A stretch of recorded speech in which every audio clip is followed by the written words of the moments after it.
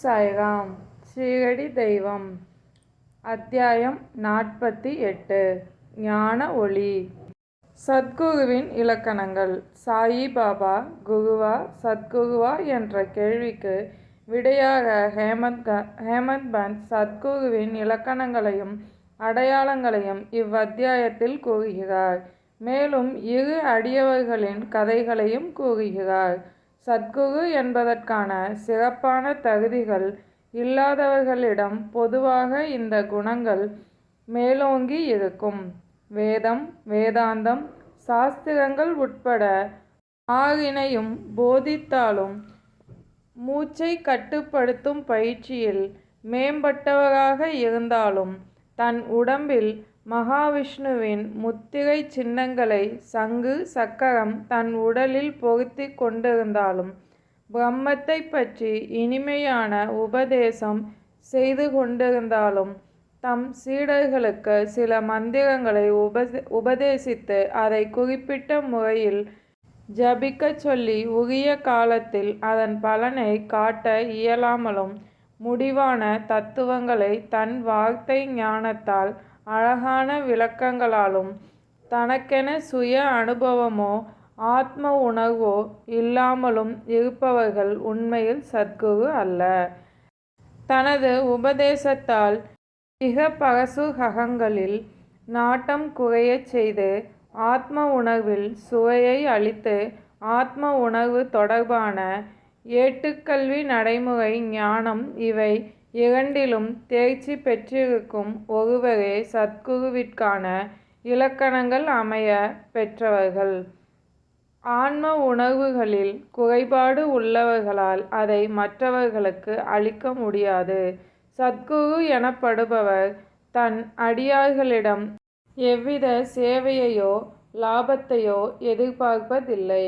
மாறாக அவர்களுக்கு சேவை செய்ய விரும்புகிறார்கள். தம்மை உயர்ந்தவராகவும் தம் அடியாரை தாழ்ந்தவர்களாகவும் அவர்கள் எண்ணுவதில்லை. அவர்களை தம் குழந்தைகளாக எண்ணி தமக்கு சமமானவன் என்றோ அல்லது பிரம்மத்திற்கு சமமானவன் என்றோ கருத தலைப்படுவார்கள். சத்குருவின் முக்கியமான பண்பே அவர் அமைதியின் இருப்பிடமாக திகழ்வதே.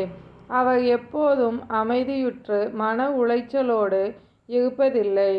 அவர்களுக்கு தான் ஒரு கற்றோன் என்ற கர்வம் சிறிதளவும் கிடையாது. ஏழை பணக்காரன், உயர்ந்தோன் தாழ்ந்தோன் என்ற பாகுபாடு பார்ப்பதும் கிடையாது. ஞான ஒளி. முற்பிறவில் செய்த நற்கர்மாக்களின் விளைவே சாயிபாபா போன்ற சத்குருவை சந்தித்து அவரால் ஆசீர்வதிக்கப்படும் நல் அதிர்ஷ்டத்தை பெறுவது ஆகும் என ஹேமந்த் பந்த் கூறுகிறார். தன் இளமையான காலத்திலும் பாபா தனக்கென எதையும் சேகரித்து கொண்டதில்லை. அவர் தனக்கென சேகரித்து கொண்டது சிலீம் என்ற புகைக்குழாய் மட்டுமே. அவருக்கென குடும்பம் இல்லை, நண்பர்களும் இல்லை, வீடோ மற்ற ஆதாரங்களோ இல்லை. 18 வயதிலேயே அவரது மனக்கட்டுப்பாடு முழுமையானதாகவும் அசாதாரணமானதாகவும் இருந்தது. அவர் எப்போதும் தனிமையில் பயமற்று வாழ்ந்தார். எப்போதும் அவர் ஆன்ம உணர்விலேயே மூழ்கி இருந்தார். தமது அடியவர்களின் தூய அன்பை கண்டு அவர்கள் விருப்பப்படியே அவர் நடந்தார். தன் அடியார்களை எப்போதும் சார்ந்தே இருப்பார். தான் உயிரோடு இருந்தபோது தன் அடியார்களுக்கு என்னென்ன அனுபவங்களை தந்தாரோ அதே அனுபவங்களை அவரது அடியார்களுக்கு மகா சமாதி ஆன பின்பும் இன்றளவும் அளித்து வருகிறார். பக்தி, நம்பிக்கை என்ற அகல் விளக்கை அடியார்கள் தூய்மைப்படுத்தி அதில் அன்பென்னும் திரியை ஏற்ற வேண்டும். நாம் அவற்றை செய்யும்போது ஞானம் என்னும் ஜோதி சுடர்விட்டு பிரகாசிக்கும். அன்பில்லாத வெறும் ஞானம் வறண்டதற்கு சமமாகும். அத்தகைய ஞானத்தை எவரும் விரும்புவதில்லை. எனவே நாம் பாபாவின் மீது எல்லையற்ற அன்புடையவர்களாக இருக்க வேண்டும். உண்மையான அன்புக்கு ஈடானது எதுவும் இல்லை. நாம் பெறும் கல்வியாயினும் கேள்வியாயினும் அன்பில்லை எனில் அது பயனற்றதே ஆகும். நம் மனதில் அன்பு உதயமாகும் போதுதான் பக்தி, பற்றின்மை, அமைதி, விடுதலை என யாவுமே அவைகளின் அனைத்து செல்வக் களஞ்சியங்களையும் ஏந்தி வருகின்றன. அன்பைப் பெற நாம் ஊக்கமுடன் விருப்பு கொள்ள வேண்டும். எனவே எங்கே உண்மையான அன்பும் ஆர்வமும் ஏக்கமும் இருக்கிறதோ அவ்விடத்தில் கடவுள் தம்மைத் தாமே பிரதிஷ்டை செய்து கொள்கிறார். அது அன்பை உள்ளடக்கிய விடுதலைக்கு ஓர் வழியாகிறது. சரணாகதியால் காப்பாற்றப்படுவோம். ஒரு மனிதன் தூய உள்ளத்தோடு ஒரு ஞானியை சரணடையும் போது அவன் காப்பாற்றப்படுவது உறுதி. அதனை பின்வரும் கதைகள் விளக்குகின்றன. ரெலாட்பூர் ஜில்லா அக்கல்கோட்டைச் சேர்ந்தவர் சபட்நேக்கர். அவர் வக்கீலுக்கு படித்து கொண்டிருந்தார். ஒரு நாள் அவருடன் படிக்கும் ஷேவடே அவரை சந்தித்தார். மற்றும் பல மாணவ நண்பர்கள் ஒன்று சேர்ந்து தாங்கள் படித்த பாடங்களை ஒருவருக்கொருவர் ஒப்பிட்டு பார்த்து கொண்டனர். அவரவர்களை ஒப்பிட்டு பார்த்தபோது ஷெவடே என்பவர்தான் எல்லோரை காட்டிலும் பரீட்சைக்கு தயாராகாத நிலையில் இருந்தார் என்பது கண்டறியப்பட்டது. எனவே மற்றவர்கள் அவரை சரியாக படிக்கவில்லை என்றாலும் நம் சாயிபாபா நிச்சயம் தன்னை வெற்றியடையச் செய்வார் என்று தான் உறுதியாக நம்புவதாக கூறினார். சபட்நேக்கர் இக்கூற்றால் ஆச்சரியம் அடைந்தார். அவரை தனியே அழைத்துச் சென்று அவர் அவ்வளவு உயர்வாக கூறும் சாயிபாபா என்பவர் யார் என கேட்டார். அதற்கு ஷேவடே அகமத் நகர் ஜில்லாவில் உள்ள ஷீரடியின் மசூதியில் உள்ள பக்கிரி வாழ்கிறார். அவர் மிக பெரும் சத்புருஷர். ஞானிகள் பலர் இருக்கலாம், ஆனால் இவர் ஒப்பற்றவர். முன் செய்த நல்வினை பயன்கள் ஒருவருக்கு குவியப்பட்டாலொழிய அவரை யாராலும் தரிசிக்க முடியாது. அத்தகைய சிறப்பு வாய்ந்த அவரை நான் உறுதியாக நம்புகிறேன். அவர் சொல்வது எப்போதும் பொய்யாவதில்லை. அடுத்த ஆண்டு நான் பரீட்சையில் தேறிவிடுவேன் என்று அவர் உறுதி கூறி இருக்கிறார். அவர் அவ்வாறு கூறுவதைக் கேட்டு அவரையும் சாயிபாபாவையும் கேலி செய்தார் சபட்நேக்கர். சபட்நேக்கரை வெளியேற்றிய பாபா. சபட்நேக்கர் நன்கு படித்து தேறி அக்கல்கோட்டில் வழக்கறிஞராக பணிபுரிந்தார்.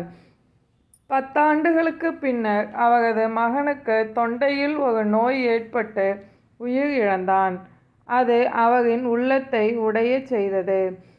மன அமைதிக்கு பண்டரிபுரம், கனகாபூர் உள்ளிட்ட பல புனித கஷேத்திரங்களுக்கு பயணம் செய்தார்.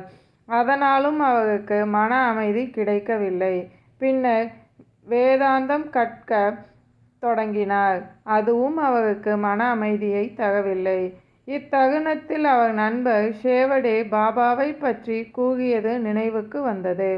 ஷேவடே பாபாவின் மீது கொண்ட பக்தியையும் நினைவு கூர்ந்தார். எனவே தானும் ஷீரடிக்கு சென்று பாபாவை தரிசிக்க எண்ணினார்.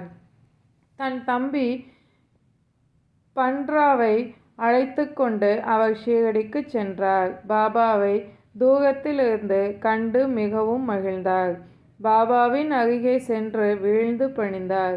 பக்தியுடன் ஒரு தேங்காயை அவர் முன் வைத்தார். பாபாவோ அவரை போ வெளியே என கூச்சலிட்டார். சபட்நேக்கர் தலை குனிந்தவராய் பின்னால் நகர்ந்து வேறு பக்கத்தில் போய் அமர்ந்தார். மேற்கொண்டு என்ன செய்வது என திகைத்த சபட்நேக்கர் இது பற்றி வேறு யாரையாவது கலந்து ஆலோசிக்க நினைத்தார். சிலர் பாலாசிம்பியை கலந்து ஆலோசிக்கும்படி கூறினார்கள். சபட்நேக்கரும் அவரை சந்தித்து அவரின் உதவியை வேண்டினார். அவர்கள் பாபாவின் போட்டோக்களை வாங்கி கொண்டு மசூதிக்கு வந்தனர். பாலாசிம்பி ஒரு போட்டோவை பாபாவிடம் கொடுத்து இது யார் போட்டோ என கேட்டார். பாபா இது அவர் அன்பரின் போட்டோ என்று கூறி சிரித்தார். இதை கேட்டு மற்றவர்களும் சிரித்தனர். பாலா பாபாவிடம் அவர் சிரித்ததின் உட்குறிப்பு என்ன என்று கேட்டுக்கொண்டே சபட்நேக்கரை முன்னால் வந்து பாபாவை தரிசனம் செய்து கொள்ளும்படி சமிக்ஞை செய்தார். சபட்நேக்கர் மனமுடைந்தார். சபட்நேக்கர் பாபாவை வீழ்ந்து வணங்கும்போது பாபா மீண்டும் அவரை போ வெளியே என கூச்சலிட்டார். சபட்நேக்கருக்கு என்ன செய்வதென்றே புரியவில்லை. பின்னர் அவ்விருவரும் பாபாவின் முன் அமர்ந்து பிரார்த்தனை செய்தனர். அப்போது பாபா அவரை முடிவாக வெளியே போகும்படி கட்டளையிட்டார். இருவரும் வருத்தமுற்றனர், மனமுடைந்து போனார்கள். பாபாவின் ஆணைக்கு கீழ்ப்படிய வேண்டும் என்ற நியதியின்படி மறுமுறை வரும் போதாவது தரிசனம் தர வேண்டும் என பிரார்த்தனை செய்து கொண்டு சோர்ந்த உள்ளத்துடன் சபட்நேக்கர் வீடு திரும்பினார். திருமதி சபட்நேக்கரின் கனவு. இந்நிகழ்ச்சிக்கு பின் ஓராண்டு சென்றும் கூட சபட்நேக்கரின் மனம் அமைதி அடையவில்லை. கனகாபூருக்கு சென்றார். அங்கு அவர் இன்னும் அதிக மனக்கலக்கம் அடைந்தார். பின்னர் மாதேகாவன் செல்ல நினைத்தார். பின்னர் முடிவாக காசிக்கு செல்ல நினைத்தார். புறப்படுவதற்கு 2 தினங்களுக்கு முன் அவர் மனைவி ஒரு கனவு கண்டாள். அக்கனவில் அவள் ஒரு மண் பானையுடன் லக்கட்சாவின் கிணற்றிற்கு போய்க் கொண்டிருப்பதாகவும் ஒரு வேப்ப மரத்தடியில் தலையில் ஒரு துண்டை கட்டிக்கொண்டு ஒரு பக்கிரி அமர்ந்திருப்பதாகவும் அவள் அருகில் வந்து, அன்புள்ள பெண்ணே, ஏன் இந்த வீண் ஆயாசம்? நான் உனது பானையில் தண்ணீர் நிரப்பித் தருகிறேன் என்று கூறியதாகவும் கனவு கண்டாள். மேலும் அப்பக்கிரிக்கு பயந்து காலி பானையுடன் விரைவாக திரும்பிய போது அவர் அவளை தொடர்ந்து வர அவள் கனவு கலைந்து போனது. புனிதமான நேரம். தான் கண்ட கனவை தன் கணவனிடம் கூறினாள். இது ஒரு புனிதமான நேரம் என நினைத்து கணவனும் மனைவியும் ஷீரடிக்கு புறப்பட்டனர். அவர்கள் மசூதியை அடைந்தபோது பாபா அங்கு இல்லை. பாபா லெண்டி தோட்டத்திற்கு சென்றிருந்தார். அவர் வரும் வரை காத்திருந்தனர். அவர் திரும்பி வரவும் அவரின் தோற்றத்தை கண்ட சபட்நேக்கரின் மனைவி தான் கனவில் கண்ட தோற்றத்துடன் பாபாவின் உருவம் ஒத்திருப்பதைக் கண்டு ஆச்சரியம் அடைந்தாள். பணிவுடன் அவரை வணங்கி அவரை நோக்கியபடி அமர்ந்திருந்தாள். அவளது பணிவைக் கண்டு பாபா மிகவும் மகிழ்ந்தார். அவருக்கே உரிய தனி பாணியில் 3ஆம் நபரிடம் ஒரு கதை சொல்லத் தொடங்கினார். எனது புயம், அடிவயிறு, இடுப்பு எல்லாம் நீண்ட நாட்களாக வலித்து கொண்டிருந்தன. நான் பல மருந்துகளை சாப்பிட்டேன். வலி குறையவில்லை. மருந்துகளின் எவ்வித நிவாரணமும் கிடைக்கவில்லை. எனவே நான் மருந்துகளின் மீது வெறுப்பு அடைந்தேன். ஆனால் திடீரென்று என் வலிகள் யாவும் நீங்கிவிட்டது கண்டு ஆச்சரியப்படுகிறேன் என்றார். யாரையும் குறித்து பாபா இவ்வாறு சொல்லவில்லை. ஆயினும் இது உண்மையில் திருமதி சபட்நேக்கரை பற்றியதே ஆகும். பாபா விவரித்ததன்படியே தன் வலி உடனே நீங்கியதை எண்ணி அவள் மகிழ்ச்சி அடைந்தாள். பாபா சபட்நேக்கரை மன்னித்தார். பின்னர் சபட்நேக்கர் பாபாவை தரிசனம் செய்து கொள்ள முன்னே சென்றார். பாபா முன்பு சொன்னது போலவே வெளியே போ என்ற வார்த்தைகளால் வரவேற்றார். இம்முறை சபட்நேக்கர் தவறுக்கு வருந்தி பாபாவை எப்படியாகிலும் தரிசித்துவிட வேண்டும் என்ற தொடர் முயற்சி உடையவராய் இருந்தார். தான் முன்பு பேசிய வார்த்தைகளே பாபாவின் அதிருப்திக்கு காரணம் என்பதை உணர்ந்து அதற்கு ஈடு செய்ய விரும்பினார். பாபாவின் தனது முந்தைய தவறுகளுக்கு மன்னிப்பு கேட்டுக்கொள்ளும் நோக்கில் தனது தலையை பாபாவின் பாதத்தின் மீது வைத்தார். பாபா தமது கையை அவர் தலையின் மீது வைத்தார். பாபாவின் கால்களை சபட்நேக்கர் மெல்ல பாசத்துடன் வருடினார். பின் ஆடு மேய்க்கும் ஆய்மகள் ஒருத்தி பாபாவின் இடுப்பை பிடித்துவிடத் தொடங்கினாள். பாபா மீண்டும் சொன்ன கதை. பாபா தனக்கே உரிய பாணியில் ஒரு வணிகனின் கதையை சொல்லத் தொடங்கினார். அவ்வணிகனின் வாழ்வை முழுவதிலும் நிகழ்ந்த சம்பவங்களை எல்லாம் கூறினார். அவரது ஒரே மகன் இறந்தது உட்பட அனைத்தையும் எடுத்துரைத்தார். பாபா கூறிய கதை அனைத்தும் தன்னை பற்றியதே என்பதை அறிந்த சபட்நேக்கர் ஆச்சரியப்பட்டார். தன் வாழ்வில் நடந்த ஒவ்வொரு சம்பவத்தையும் பாபா அறிந்திருந்ததை எண்ணி அதிசயமடைந்த அவர், பாபா ஓர் நிறை பேரறிவுடையவர் என்பதையும் அனைவரின் இதயங்களையும் அறிந்திருப்பவர் என்பதையும் அறியலானார். இவ்வாறு சபட்நேக்கர் தனது மனதுக்குள் எண்ணிய அந்நேரத்தில் பாபா மாடு மேய்க்கும் பெண்ணை பார்த்து சபட்நேக்கரை சுட்டிக்காட்டி, இந்த ஆள் அவரது குழந்தையை நான் கொன்றுவிட்டதாக என் மீது பழி சுமத்தி திட்டுகிறார். நான் என்ன மக்களின் குழந்தைகளை கொல்கிறேனோ? ஏன் இவர் மசூதிக்கு வந்து அழுகிறார்? நான் இப்போதே இதை செய்கிறேன்.